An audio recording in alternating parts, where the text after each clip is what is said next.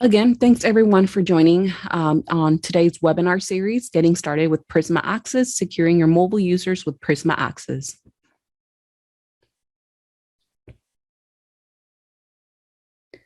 What to expect in the next 60 minutes.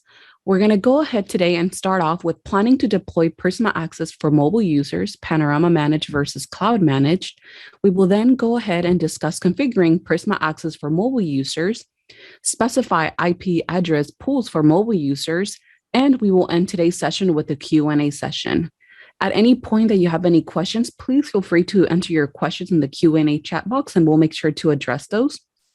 Also, a quick reminder of our upcoming webinars, which is Getting Started with Prisma Access, Onboarding the Service for Remote Networks Branch Offices, which will happen on Wednesday, August 11 at 8 a.m. Pacific Time, and Best Practices for Routing with Prisma Access on Wednesday, August 18 at 8 a.m. Pacific Time. A quick intro of who your Prisma Access Customer Success Tour Guides are today. As your Prisma Access Customer Success Managers, it's myself, Wendy, and Anil, and your Prisma Access Customer Success Engineer, Karam Shazad.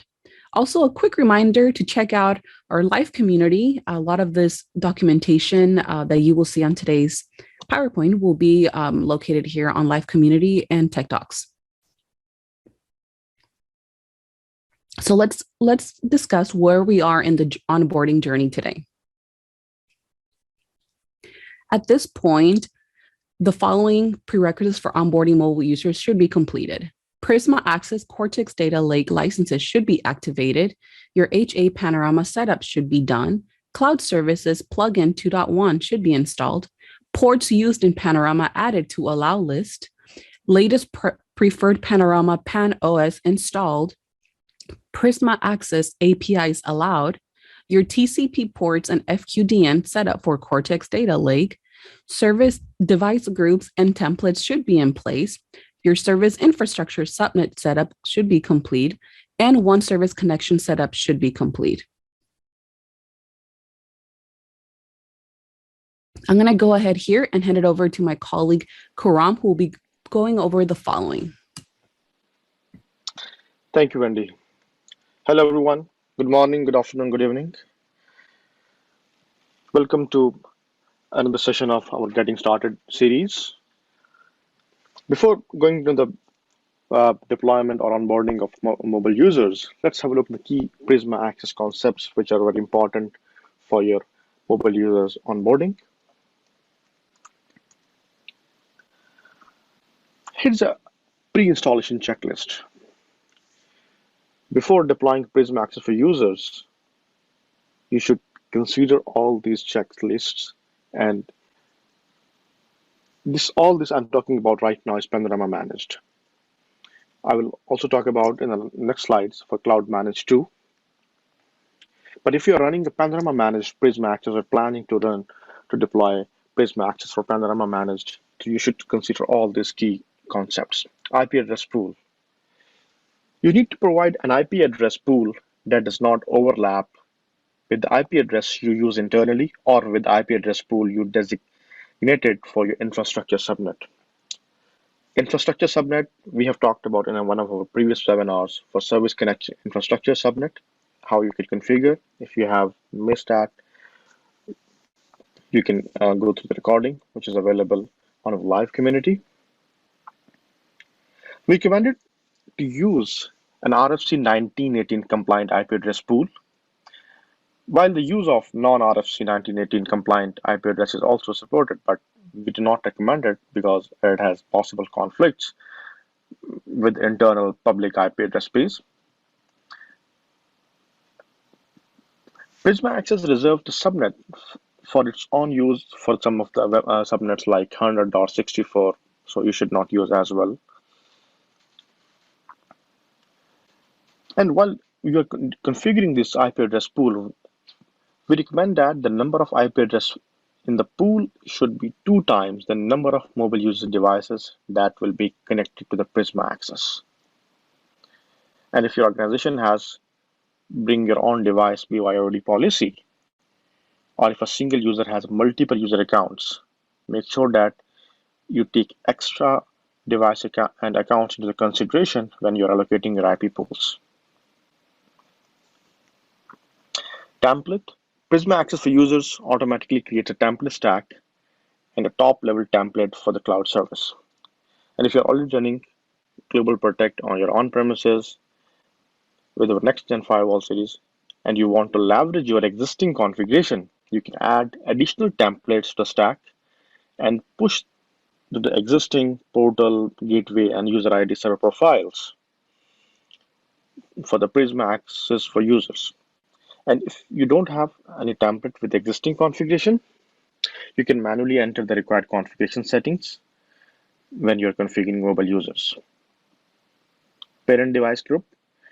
When you configure Prisma Access for Users, you must specify a parent device group to use when you push your address group and security policies, profiles, and policy objects that this service required to enforce consistent policy for your remote users. Locations to onboard. Prisma Access provides you with the worldwide locations when you can configure Prisma Access for users. So before you onboard your locations, you should view the list to determine which location you should onboard for your mobile users. Choose the locations that are the closest to your users or in the same country as your users. If a location is not available in the country where your mobile user resides, you can pick a location that uses the same language as your mobile users. You can also divide the locations by geographical regions. Keeping all the location in a single region allows you to specify an IP address pool of that region only, which can be useful if you have a limited number of users. Portal host name. Prisma Access for Users enables you to quickly and easily set up the portal host name using the default domain. The cloud service automatically publishes the host name to the public DNS servers and handles all the certificate generations.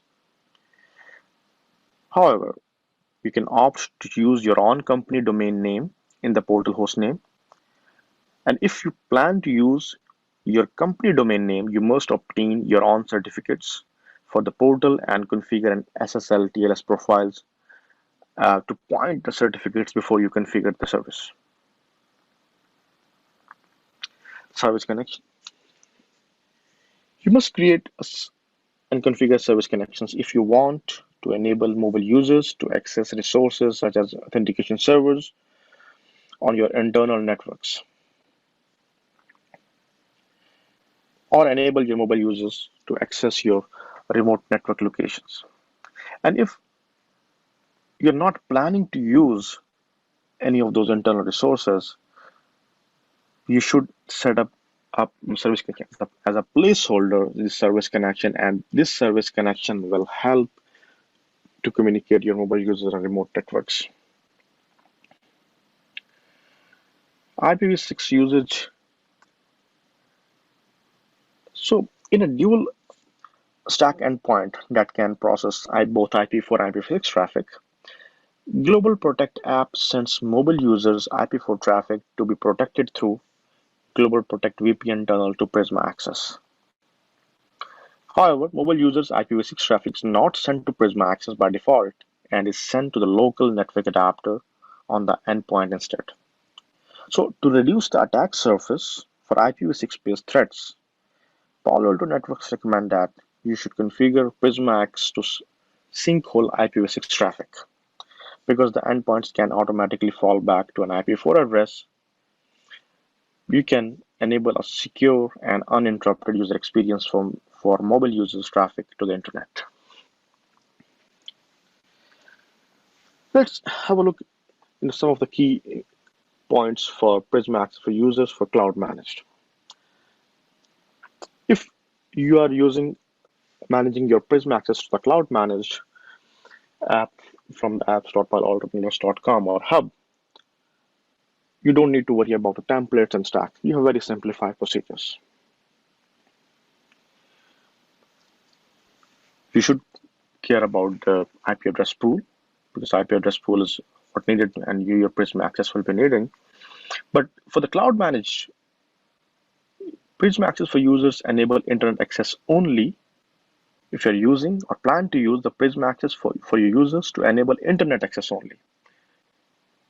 You don't need to set up any networking services because the Prisma Access provides a default IP address pool and the cloud DNS server. However, if you want your mobile users to be able to access internal resources at your HQ data center or at remote network sites we have onboarded with Prisma Access, you need to define the IP address pool Prisma Access uses to assign IP addresses to your mobile users. And you can also set up a service infrastructure and allow access to HQ data center.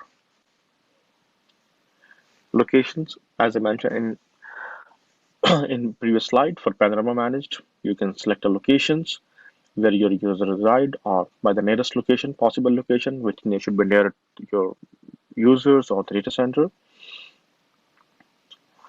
Set up basic infrastructure settings, which includes portal host name, and if you plan to use your own domain, then you have to take care of all the certificates and SSL/TLS profiles.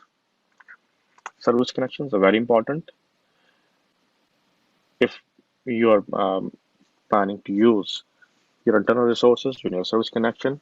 And if you have mobile users and remote networks both, you should set up a service connection. Even if you are not planning to use service connection for to access your internal resources, but a placeholder should be created. Best practice security policy rules by default. Prisma Access for Cloud Managed creates and enforces the best practice security policy rules by default. These rules allow users to securely browse to journal internet sites, which includes block from the visiting known bad sites based URLs and block for the uploading and downloading the file to known malicious and protected from the unknown and never seen threats. So after going through the initial setup, you can review and update all these default rules to meet your enterprise needs. So these are all the key points you should consider while you're planning for your deployment. And if you have any question, please feel free to post in Q&A section. So now let's start looking at the configuration for Prisma Access for users. Let's watch a quick video and we can see. In this demonstration, we're going to go through the process of onboarding remote users. In this example, like in the other videos, there are some things that we've already done. Under Settings, I've already clicked on this gear and I've gone in and I've added in my universal template to this template stack. Also, in the device group, I've selected the shared device group so that the device group for my mobile users will be subordinate to the shared device group in my device group architecture. Under zone mapping, I've already specified of the zones that I'm going to use what will be untrusted and what will be trusted as part of my configuration. Let's proceed now to the configure option to set up our portals and gateways. The first thing that we're asked about here is portal name. There are two different directions you could go in with this. One is to use the Palo Alto provided domain here, lab.gpccloudservice.com, or you could use your own company's domain. If you're using your own company's domain, you would be responsible for propagating this DNS resolvable name. If you use Palo Alto's default domain, they would provide DNS services for this with public name servers. I'm going to choose the portal name Boston Portal.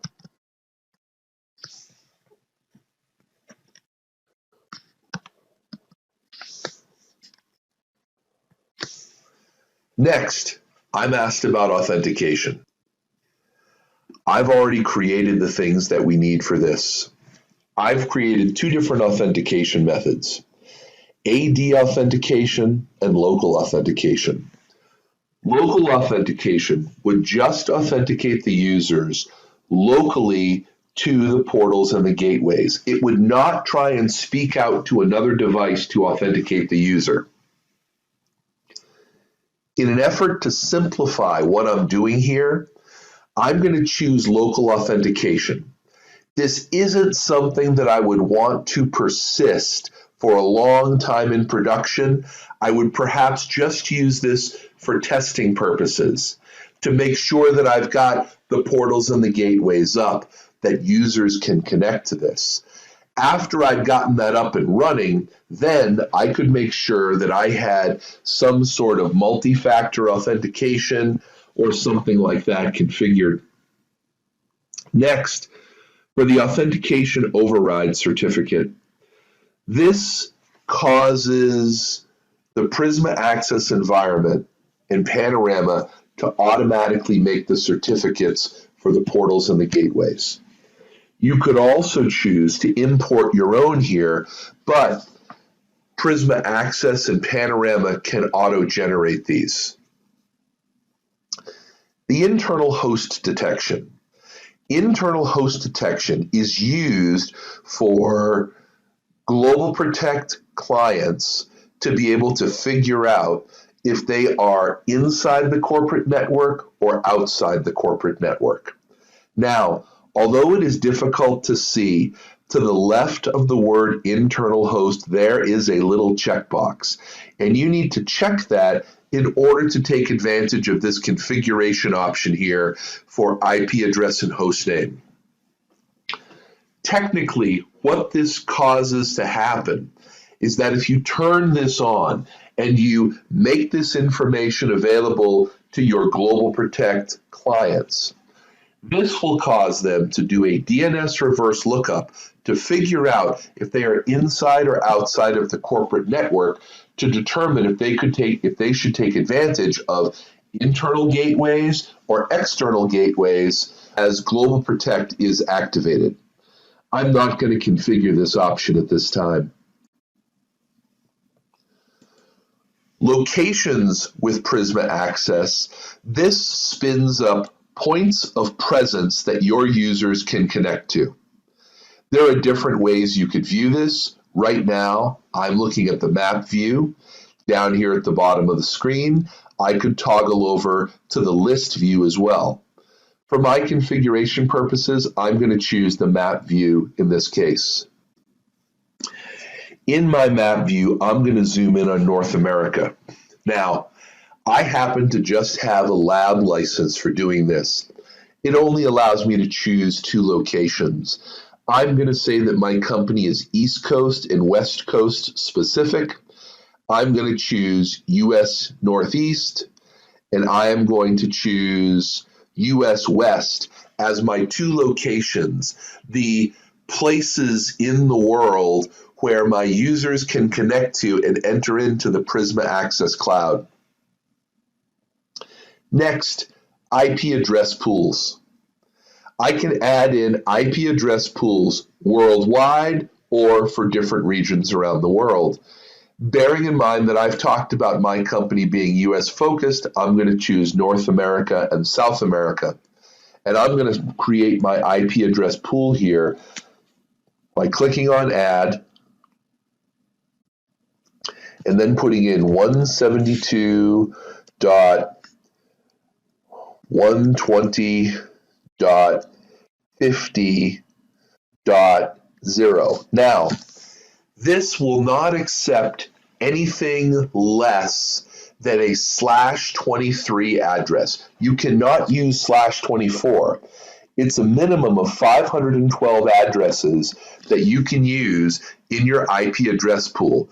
So I'm putting in 172.120.50.0/23 as my IP address pool for users that are making VPN tunnels into Prisma Access and connecting to gateways.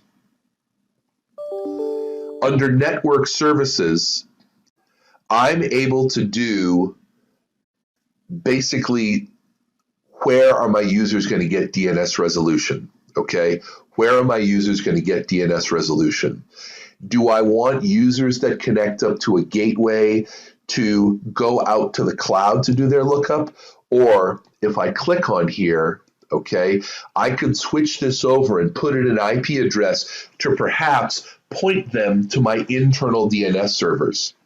Note that I can specify this for public domains that people are going to, and I can also specify a specific list of domains that I want my users to go to a specific set of DNS servers for. So there are a lot of configuration options here. Under public domains, this is for the lookup of any DNS entry that is not on my specific list over here. In this case, it would go out to the internet to do the lookup, but I could also force those lookups to go down, for instance, my service connection and talk to my corporate DNS server. I could also, for a specific list of domains that I've put in here, specify primary and secondary DNS servers for those too. So I really do have quite a broad set of configuration options here. In this case, I'm just going to keep it simple and allow these lookups to go out to the cloud. I could also specify manual locations here so that within Global Protect, my users could choose specific gateways that they are going to connect to. Okay?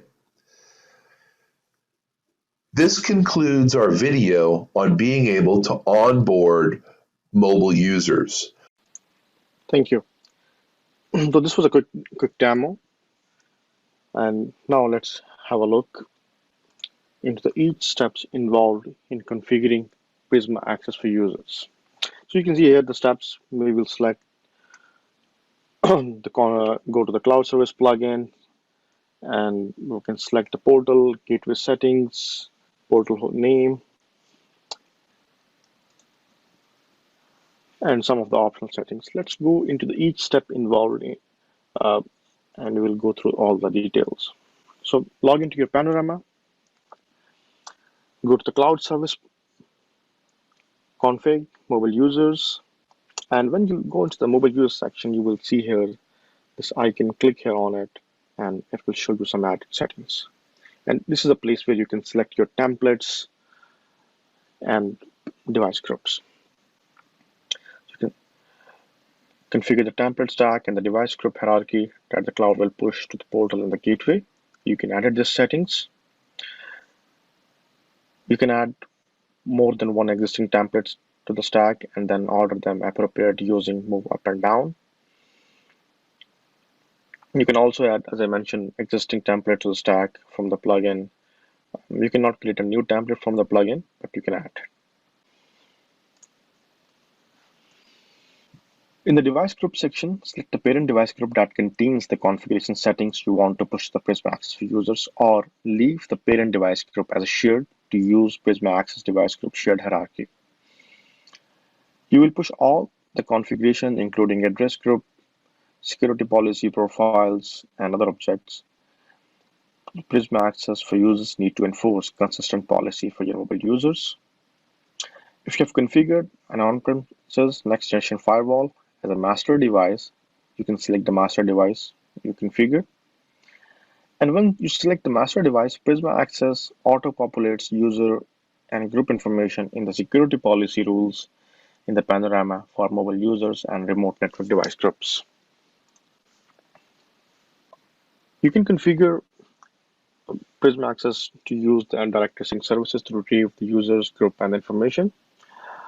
And you must configure the direct tracing to retrieve users' information from your Active Directory before you enable direct tracing integration with Prisma Access.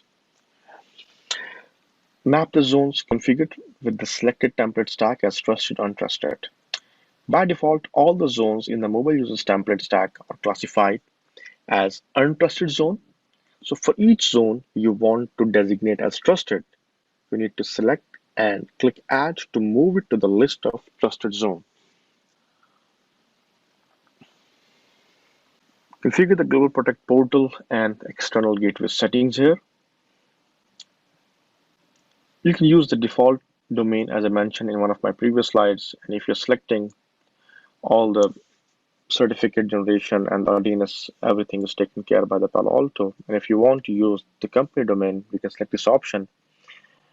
And if you want to use this option, you must first obtain your own certificates, configure SSL profile, and then you can configure the portal name by selecting SSL TLS profiles and entering the portal host name. And if you're using this, you must point your internal DNS servers to the portal DNS CNAME, which is the host name of the portal with .gbc cloud service domain. And if you specified a DNS host name for example, for Acme portal.acme.com, you would need to create a DNS CNAME entry that maps the host name to that portal on your internal DNS servers. You can select the authentication profile that specifies how Prisma Access should authenticate mobile users, or you can create a new one. If you added a parent device group that contains an authentication profile configuration, you should see it on the list of available profiles. You can also select authentication override certificate to encrypt the secure cookies that mobile users authenticate to the portal and the gateway. Enter the IP address of the host you want to, if you want to enable your internal host detection as described in the demo. You can enter the IP address of a host that your users can reach out from the internal network for internal host detection. Prisma Access copies the internal host detection settings you specify in this section in your Global Protect portal configurations. So if you change your portal configuration settings at a later time, those changes will not be reflected in your internal host detection settings. So that's why the Palo Alto Networks recommends that you either enter internal host detection settings or configure the same at both places.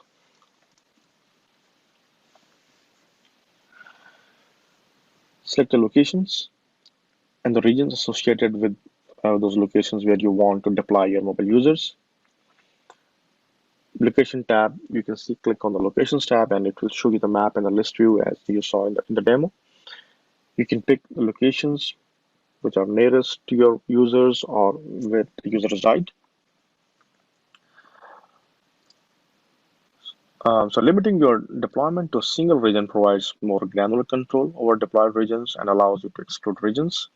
You can see the list and you can specify a single region, which may reduce minimum IP address pool that you may need. In the next step, I will talk about the IP address pool in detail.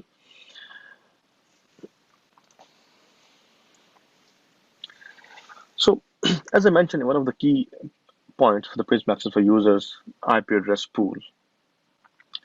So if you're using Panorama managed customers, being a Panorama managed customer, you should see that there will be a regional and a worldwide both. You can see there. Region, select the worldwide to use a single IP address pool for all the Global Protect clients you're using the cloud service, or select an available region. You can use a single IP address pool for all Global Protect endpoints worldwide. And you can separate pools for each region where you have mobile users, or you can specify both worldwide and region-specific IP pools. For example, you can add a pool for a specific region and then add a worldwide pool to use for all other regions. If you are configuring both worldwide and regional, then Prisma Access uses worldwide IP addresses to scale as you onboard additional gateways in other regions to accommodate mobile users. If you specify a pool for a region and you exhaust the available IP addresses in that pool, Prisma Access will take IP addresses from the worldwide pool to use in that region. And as you saw while watching the video, in a quick demo, the minimum requirement for /23 512 IP address is required either for worldwide or regional IP address pool. And the recommendation I saw that we recommend that the number of IP address in the pool should be 2 times the number of mobile users devices that will connect to the Prisma Access. And IP should be RFC 1918 compliant. Uh, and if you're managing your Prisma Access through the cloud managed app on the hub, there are some best practices you should follow. If you're using worldwide address pool in one or two region, it should be /23. If you plan to use worldwide address pool deployed in 3 or more regions, then the address pool should be /19. If you plan to define IP address pool per region, the minimum pool size should be /23. And if you plan to define a mix of worldwide and regional, make sure that you allocate at least /23, which is 512 IPs address per region. In the cloud managed console, you will see that as a best practice, designate IP address pool so that you have at least one IP address for each unique mobile users in your organization so that they can log in simultaneously. And if you designate an IP address pool that has a smaller number of IP addresses than your licensed number of users, you will see that in the cloud managed console, it will display a warning message. You can also keep track of your all IP pool utilization through Prisma Access Insights, an app which is a great tool for monitoring and alerting. You can also, for the Panorama Managed Customer and Cloud Managed, both, you can keep track of all of your IP pool utilization and proactively add more IPs if the pool is exhausted.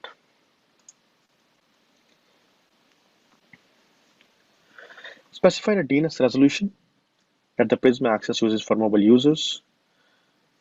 Select the Network Services tab and then click Add.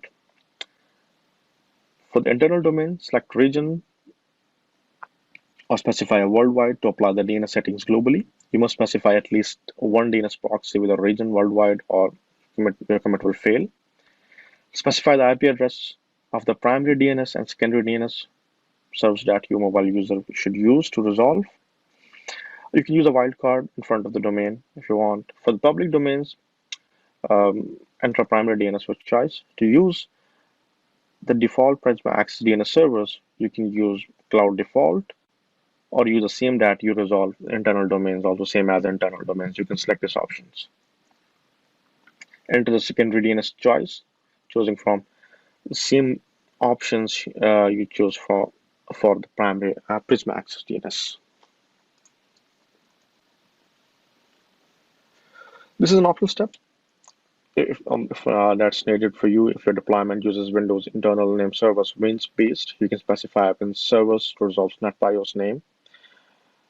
After you enable Wins, Prisma Access can push the Wins configurations to the mobile users' endpoints over the Global Protect.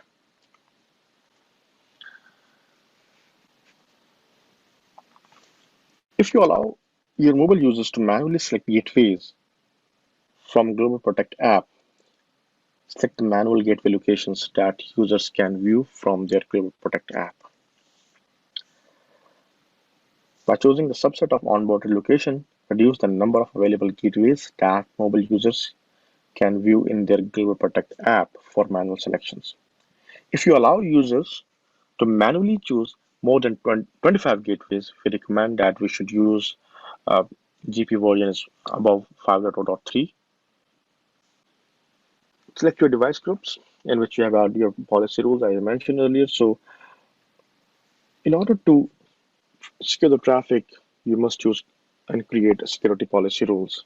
So for the policy rules, we will select a device group to add the policy rules, and then we will create a security policies.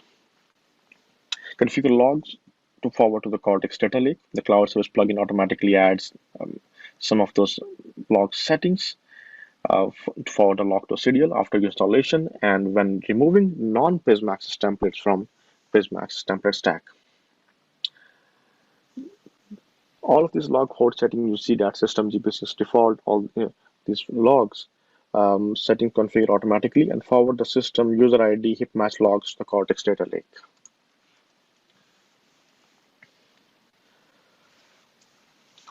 Forward logs for the other log to the Prisma data lake also, and you must create and attach log forwarding profile to each policy rule for which you can forward logs. You can select the device group in which you added the policy rules, select the objects log forwarding, select the panorama on logging service, and select security policy and add it, or you can add the policy in the actions. Select log forwarding profile you have created.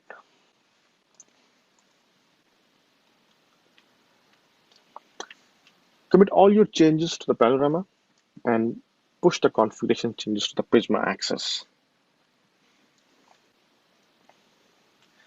After the commit, it will take some time to perform and push all of your configuration and changes to the Prisma Access. You can verify that Prisma Access for users is deployed and active.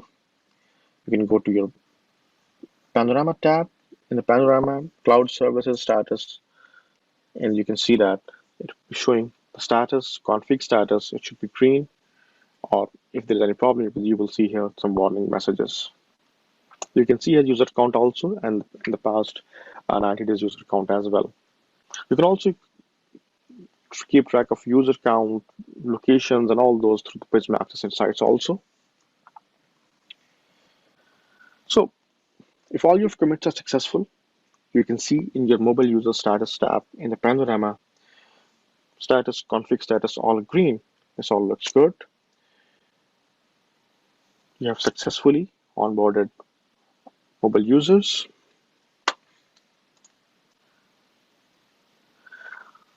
So that's it. It was that's all about for today's mobile users onboarding. And for the next section, I will hand over to Anil, who will talk about some of the useful Prisma Access resources, some news and updates. Over to you, Anil. Thank you very much, Khurram. Thanks, folks. Thanks for hanging in there. Excellent information on how to onboard your mobile users. If we can go to the next slide. I won't keep you much longer, just got some important notices to bring to your attention. First and foremost, sounding like a broken record, every time you hear me, you're going to hear me say it, the Cloud Services plugin needs to be kept up to date. All Prisma Access customers need to be running at a minimum Cloud Services plugin 2.1 in order to have the service running properly and to be able to commit your changes to the configuration. And there's more coming, so just stay current and keep your Cloud Services plugin and PanOS updated for our notices. Now, if you can go to the next slide, and how do you keep track of this stuff? You subscribe to updates from our Palo Alto Network status page. This is where you get information and updates across the board for all Palo Alto Networks products, and including Prisma Access. So as any updates are released or any updates are require your attention, please do have someone in your organization or a distribution list subscribe to updates from this site. Thank you. Next, please.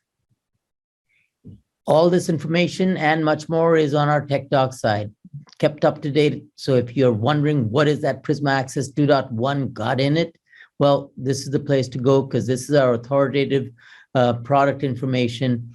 And if you can go to the next slide, this is exactly where you'll find the details on that preferred 2.1 release. What is in it? What are the features? What do you need to keep track of? If we can go to the next slide. Also want to bring your attention to new release on our live community. Recently did a facelift on this, and for our Prisma Access customers, you do need to be logged in as a customer. And if you navigate to the Prisma Access page, you'll see this customer journey guide. It directs you to content based on where you are in your journey with Prisma Access, whether you're just getting started, you're getting it set up, or you're already past that and you're further along and you're saying, hey, how do I scale and optimize, or how do I integrate this with my SIM and my SOC processes? This is where to go because you'll find your content, and it's helpfully curated by cloud managed versus panorama managed. And you'll hear a drumbeat about this coming forward as our cloud managed version of Prisma Access has not just caught up, but has kind of gained ground on the panorama managed version of Prisma Access in terms of capabilities and security features.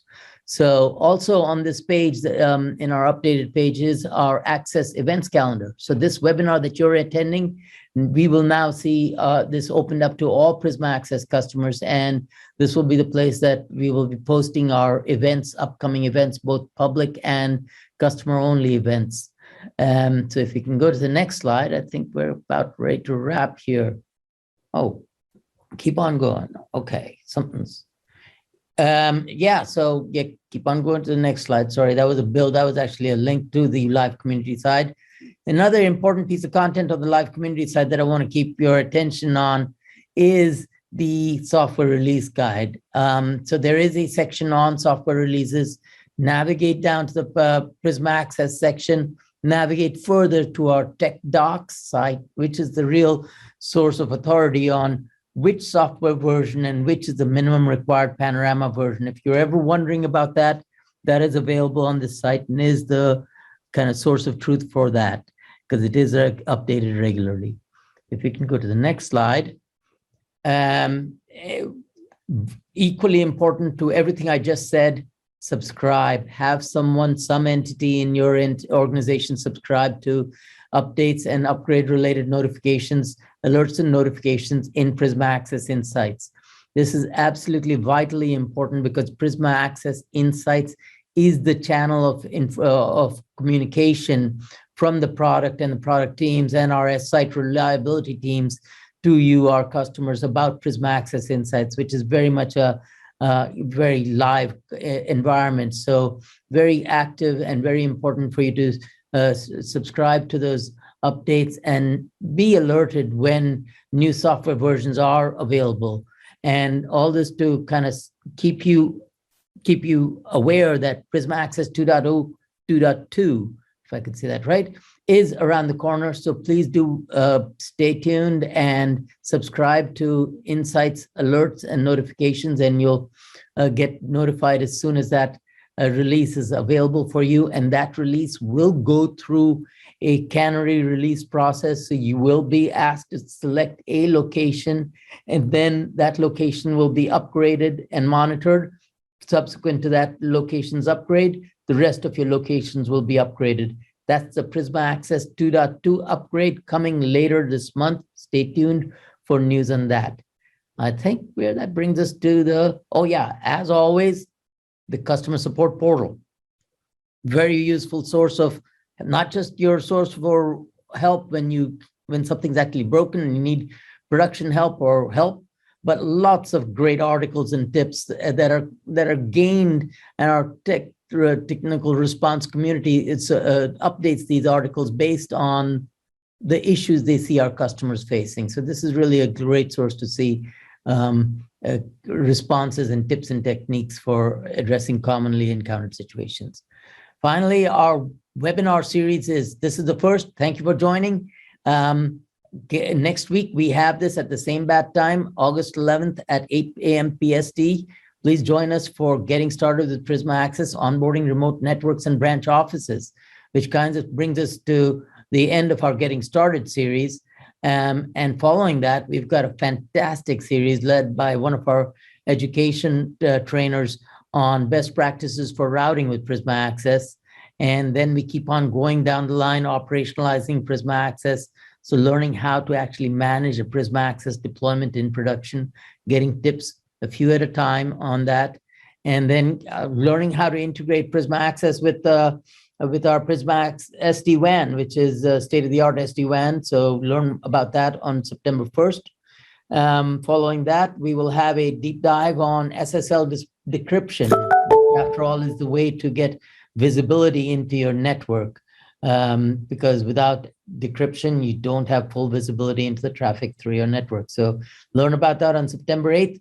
Finally, this series, last in this series, and it will continue beyond that, is another Doing More with Prisma Access session. This one is a deep dive on setting up your log forwarding and proper reporting, using the right reporting tool for Prisma Access for the right situation.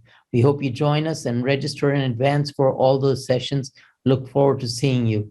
With that, I think we're ready to open it up for Q&A. And one last point before, I hope you put your questions and answers in the Q&A session panel, please, if you do have any questions. Khurram, I think we did have one question that we did need to answer if it didn't get answered already.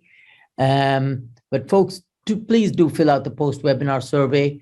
We run these webinar series to address your needs. So it's really great to hear from you and understand what your needs are, and we seek to address them.